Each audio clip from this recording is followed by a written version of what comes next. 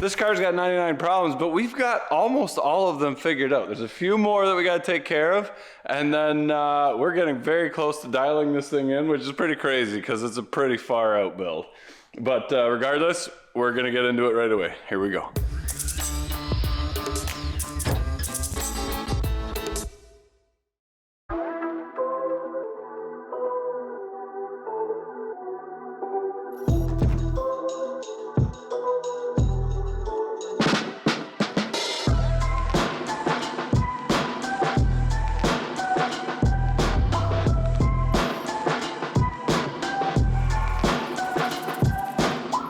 Four-wheel drive, Ford Turbo LS swap goodness. The power band is going to change dramatically with this. That's pretty, Petey. We got the boost coming in properly now, but it's not exiting properly. Basically, I just took the entire rad support from a Duramax and stuck it in upside down. So we either poked a hole in the piston or snapped some rings, but we'll figure that out. Oh, that's bad. Okay, so one issue is that this is the radiator and the intercooler, which is off a Duramax, but it's upside down. And what that means is that we have a very hard time bleeding this thing of air pockets, and then she gets hot. So the coolant is actually right there, which we can fill without taking the wing off. The wing goes over top of the trunk, and then it's got frames that push it right down to the frame rail, so it's actually functional. But I'm getting Vince this morning to come and weld me a new radiator overflow tank. We're gonna put that right here. So we're gonna pull this window back off again. We'll take this off. We'll take the filler neck off for the fuel tank. I could just cut this out, fit a tank in there, and make a little door that goes over top. But because the radiator's an upside down, the fill is on the wrong spot. So the radiator gets air in it unless we were to like pull up on a huge slope and bleed the car out every time. So I do have to take the radiator out. That's why I'm taking the window out, because I got to take like basically everything apart. That's a big job. That's a very big job. Here we go.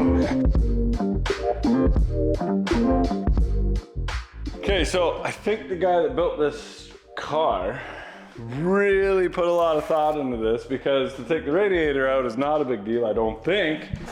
I think if I get rid of this pipe and that pipe, I can just take the radiator right out the bottom and slide it out this way.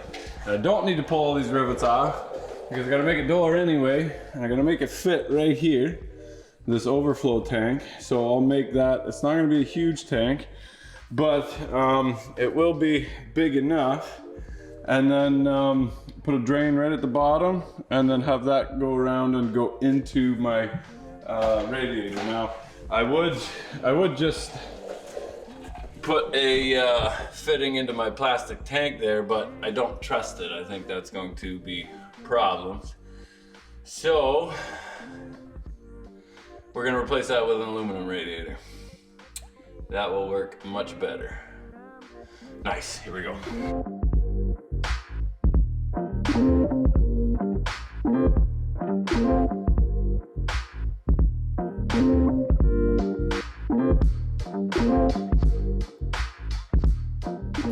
Okay, so here's what I got so far.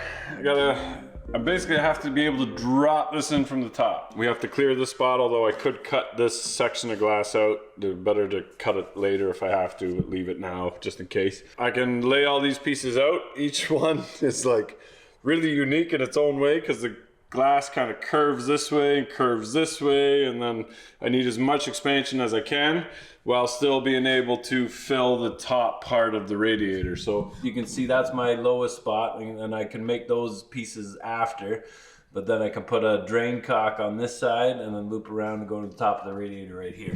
So I'll take these pieces out now, lay them out on aluminum, bend what I can out of one piece, and then Vince is gonna come and start swearing at me in his inside voice as I try to get him to weld all this together.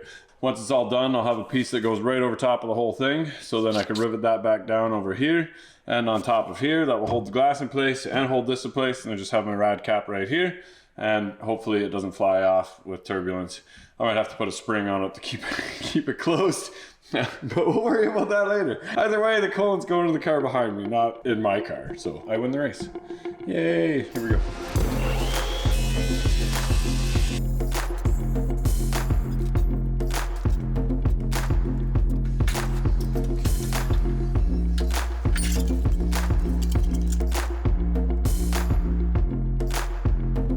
We got Vince back, and we're welding up. I don't even know what this is.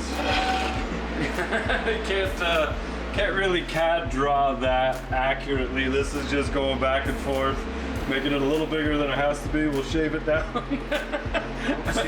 And build the suit. That's exactly it. The entire car is build the suit. Almost everything is build the suit. The computers say it'll work. You got 3D imaging and it'll fit in there. Baloney. Just I get that all the time at work. You think your hand can fit in there? Yeah. There's no way your hand can even get in there. Yeah, that's right. It says it can on the computer.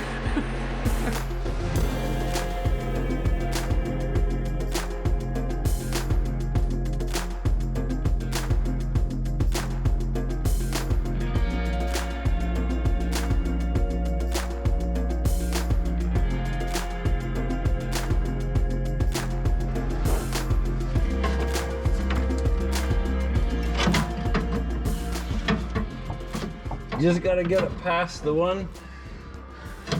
It's catching by like a tiny bit, but it's just plastic. Ah, you bugger. Maybe this side.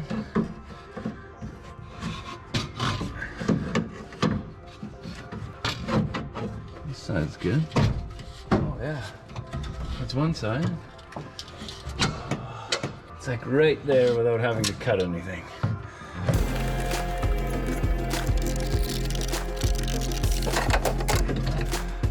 Didn't need that anyway. Okay, so this radiator, I painted what's exposed because I wasn't sure how far this went up past the thing, but basically I can put my fitting anywhere.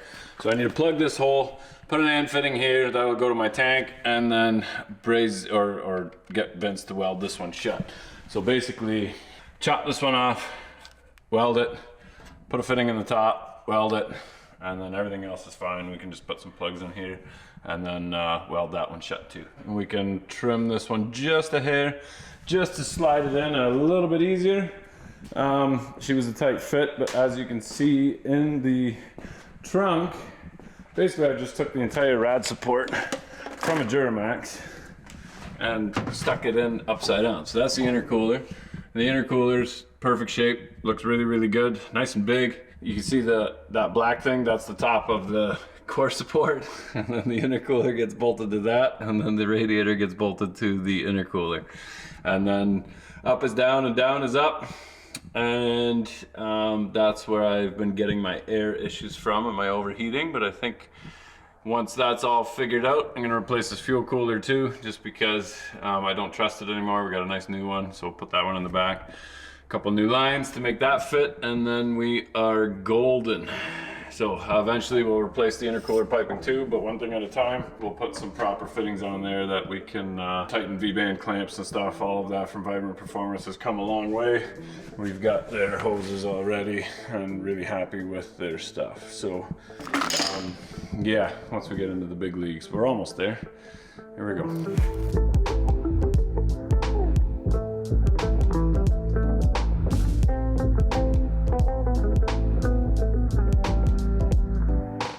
Okay, so while Vince is welding the overflow container, he welded a bunch of sides. I cut more pieces to it. He's gonna come back and weld those tonight. I can put this radiator in. I had him weld our fill port in right here, so that should be at the very top, and then plugged the drain, which is at the bottom, and the other one for the top. I might have to drill and tap and put a just a little nipple for a bleed there. I don't think so.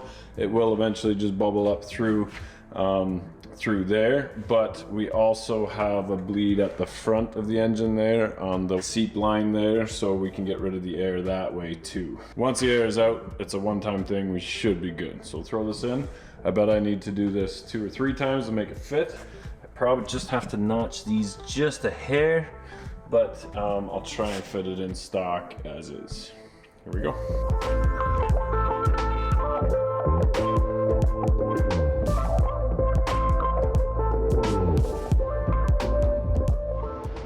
Okay, and this is what we end up with.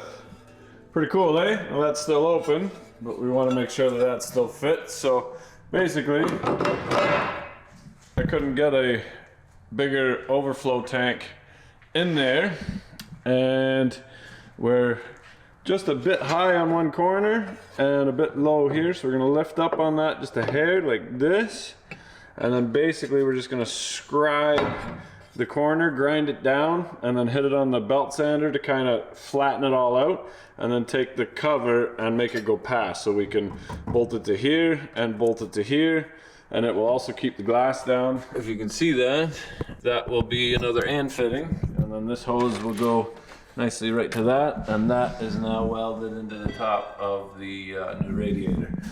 So super happy with that.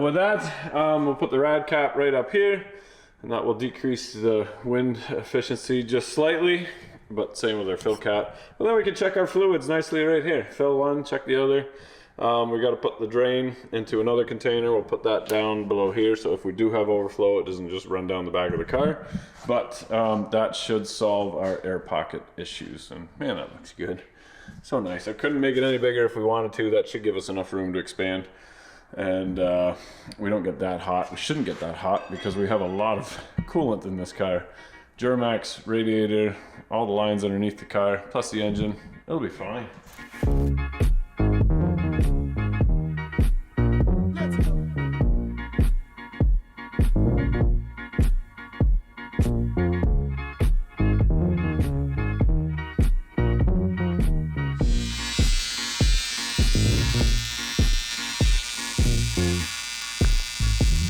We've got the bung welded in, and basically just putting a big plate over top, and then I'll lay it in the window, and then I'll mark exactly where to trim it, because I did bend the plate to try and get a little bit of the contour of the back window, but it's still it's tricky because we got all sorts of different sides, but it's turning out really nice. It's really good. I like it. Nice.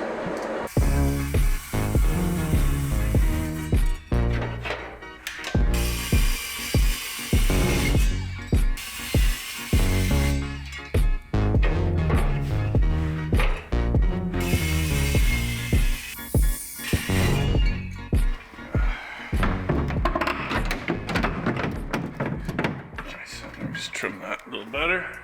Let's see how I'm already almost right to the edge.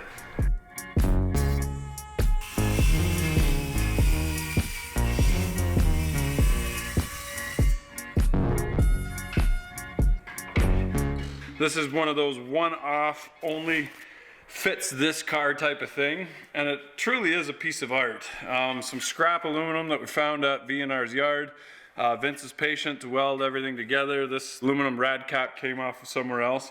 And then just the fact that, you know, you can make it and have it fit in here. You got a little bit more cutting to do here and there. But I love the fact that this is just part of the car now. And we've solved so many issues now with the bung being underneath here and lining up with the radiator, no more air pockets. We just need to trim this a little bit, have it sit down a little bit lower. That's why I didn't cut it until afterwards, because I could measure and say, okay, the tank sits here, I need it this far at the top, this much at the bottom, blah, blah, blah. Still wouldn't fit. It's one of these things that it's one step at a time, and just starting big and working your way smaller. And I love every second of this. This is a piece of art. I love this car. Perfect. Okay, we got it all bolted down nice. All the intercooler pipe still has to go back on, but the radiator hoser's all done. So we'll fill her up, turn the water pump on, which is electric, and make sure we got some good movement. Nothing's leaking yet. That's good.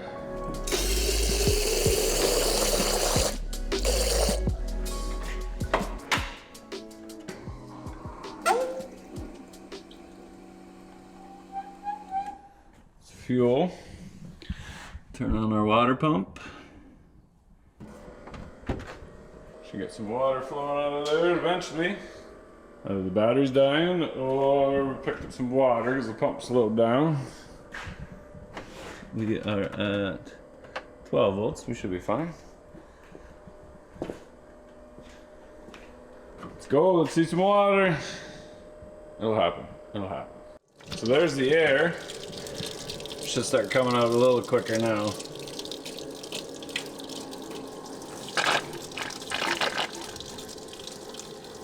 There we go, a little bit more air. Keep coming. I had to fill it up like 4 or 5 more times.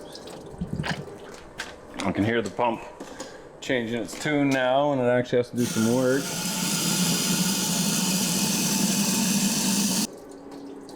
There it goes. Now we got some pressure. Pump's not happy. Still needs to see the doctor. There's the air. Now we got, I can't believe how much air is stuck in there.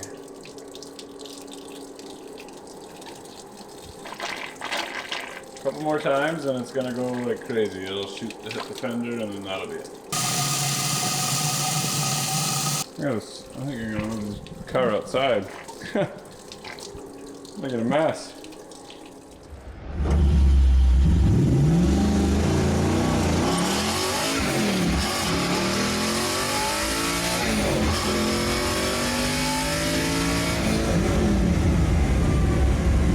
Yeah, that's pretty quick.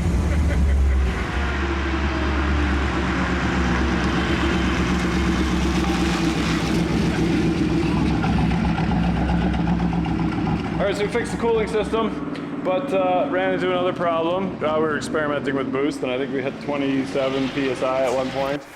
Oops. And what that does is hurt your motor. Check this out.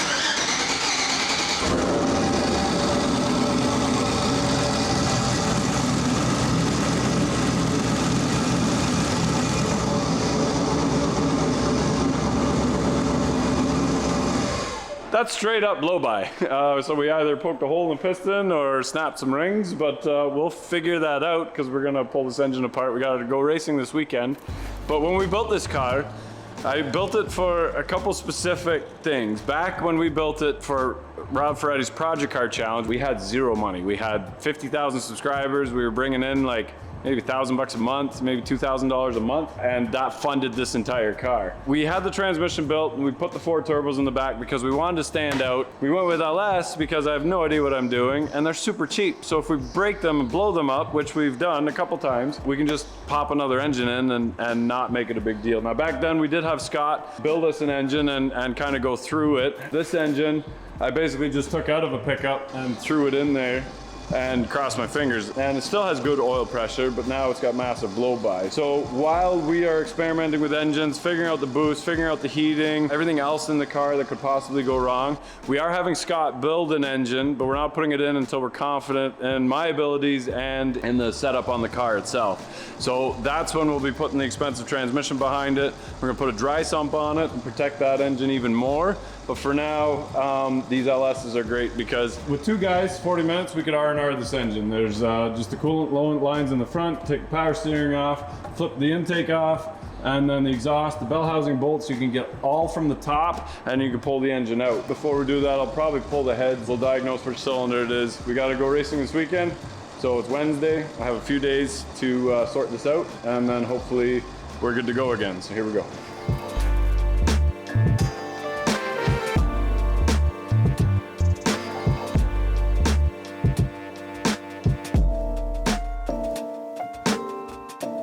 Because this all looks really good, actually. I don't really understand what's going on. Looks like it's washed though.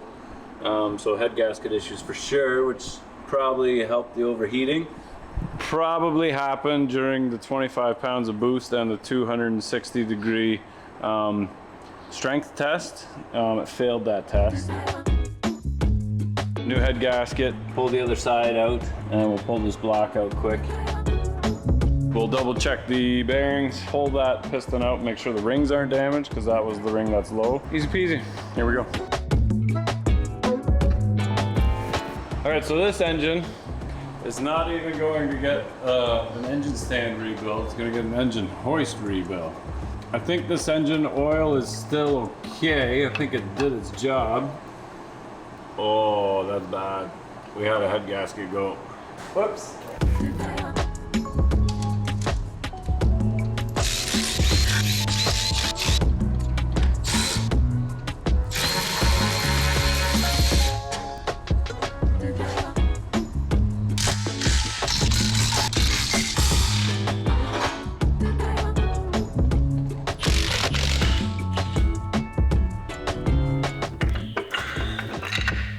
Okay, yeah, so this is our blow-by. we did some damage. But, look at the bearing. That's pretty spectacular that the oil still did its job and we still had oil pressure and we were running it like this. The blow-by is a definite sign coming out of that breather. But we can pop another piston on there. I don't think it even damaged the liner. So I'm gonna run a ball hone through that real quick, throw another piston in there, and we can go make some more jam. This is basically the difference between synthetic and conventional. Conventional means that you're taking minerals out of the ground, you're refining them and turning it into a lubricant. Okay, so synthetic oils are engineered from artificial chemical compounds. What that means is the oil ends up being more uniform than a conventional mineral oil. That allows it to lubricate more evenly, and proof of that is in our racing engine right here. Even though the piston let go, we put so much abuse on that, the synthetic oils are able to handle that abuse, especially in the extreme temperatures. And we've had this engine up to 260 degrees Fahrenheit. One more reason that in the race engine with those temperatures, we run synthetic. It's like brand new. Yeah. Scott would be so proud. He was like, Rich, can you come work for me? Bring that tool with you. We still have life left in this block, so I'm just gonna put another piston in it and send it. We were specifically running 4.8s for a long time, and you can tell the difference between a 4.8 and 5.3. 4.8s are flat top, 5.3 has an indent in it. The blocks are the same, the crank is different, and the length of the connecting rod is different. I rebuilt an engine and had an employee who wrecked an engine. Not cool. And these have exactly, I don't know, maybe 10 minutes of running time on them. We tried to sell it as a coffee table, but I guess we'll just use it in an engine instead.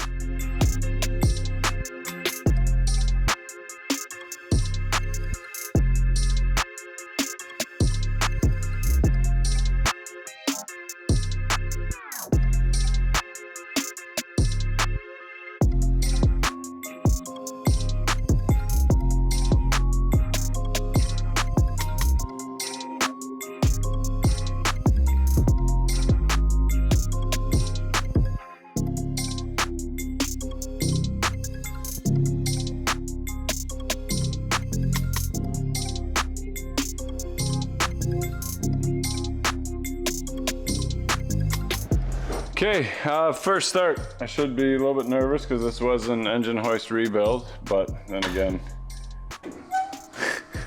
let's see if she fires.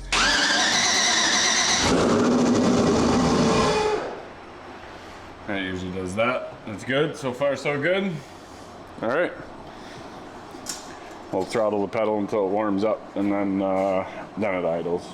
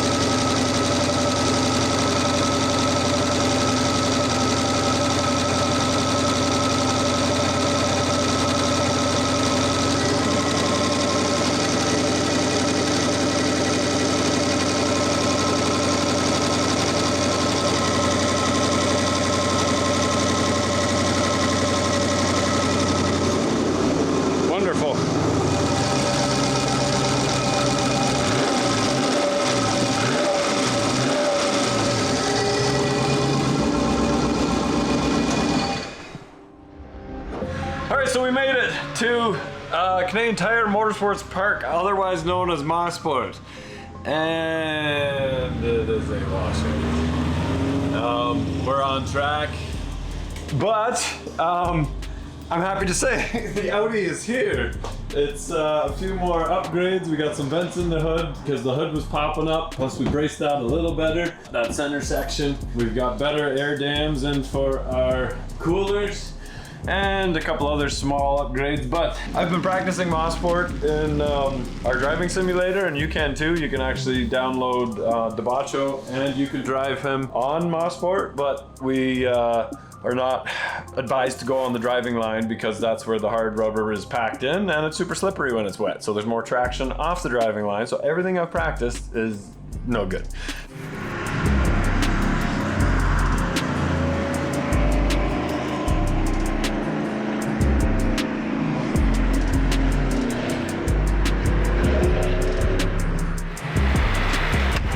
Sweet, you know what that is? That's the transmission cooler pump running because we did some wicked laps, but you'll have to see that in the next video. We worked our butts off to get here. Very much highs and lows on very little sleep, and that's what racing is. But we want to thank you guys for watching. We appreciate you guys and Pennzoil helping us out with taking this car to the next level. And it's slowly getting there. Still got a few issues, but I'm very excited. I passed an Audi R8 on the straightaway. It was a good day. Here we go.